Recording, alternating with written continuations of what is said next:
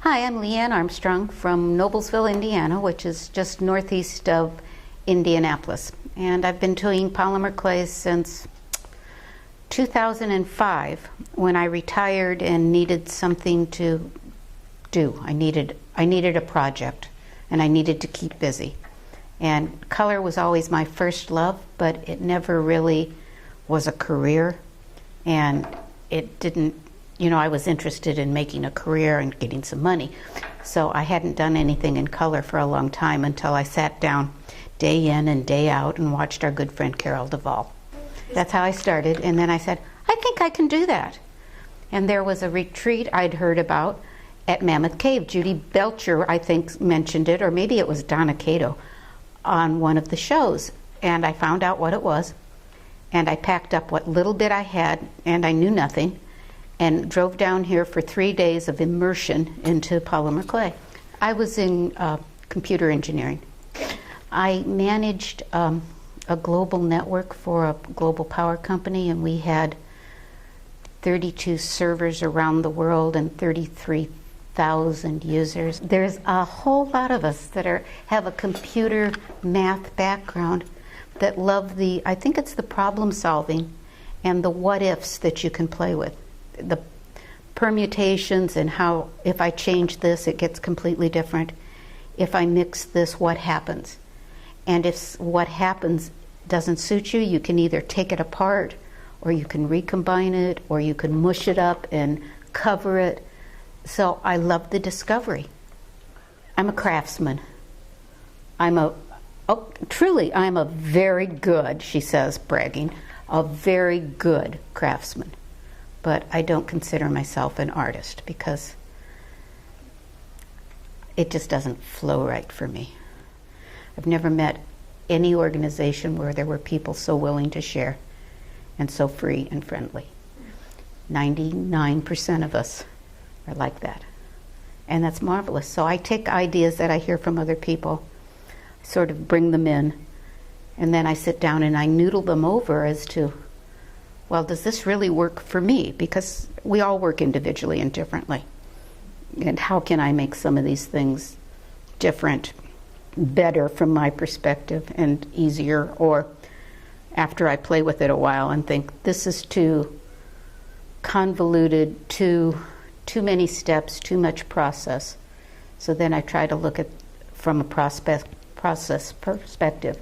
And it's great fun for me to just play with something someone has showed me and for my own satisfaction come up with something I like that might be easier or simpler and then carry that off. My very first workshop was actually with Dan Cormier without even knowing who this was or where the workshop was in British Columbia, and I was retired, and I thought, oh, I've never been to British Columbia. This is a great excuse.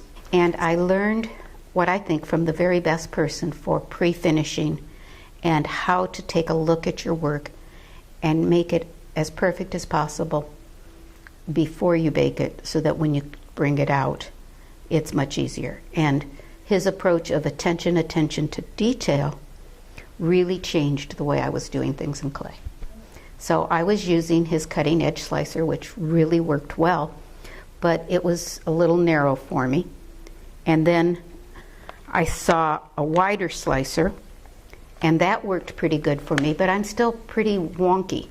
It's a plexiglass frame with cards that you can raise and lower, so you can get infinite depths, or you can start with smaller pieces of clay so that there may be a 1/2 inch to 3/4 of an inch. And then I just slice them across with slicers and get really consistent slices, which I wasn't able to do before. So it's a collaborative between myself and my husband that actually worked.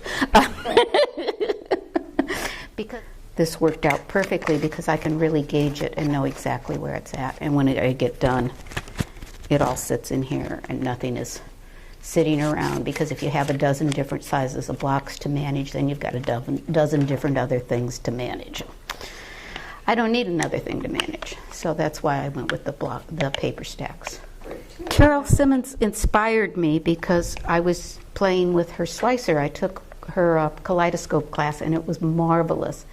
And I played with the slicer, and quite honestly, I have one of everybody's slicers, not Carol's, unfortunately, but hers is just a beautiful machine. The breakthrough was when I saw all the plexiglass on hers, and I thought all that acrylic made a ton of sense because it's very sturdy and it's very durable.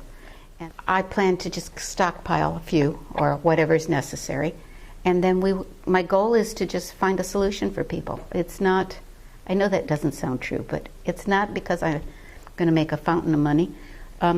It works for me. So I thought, yeah, it'll work for somebody else, and it's so simple.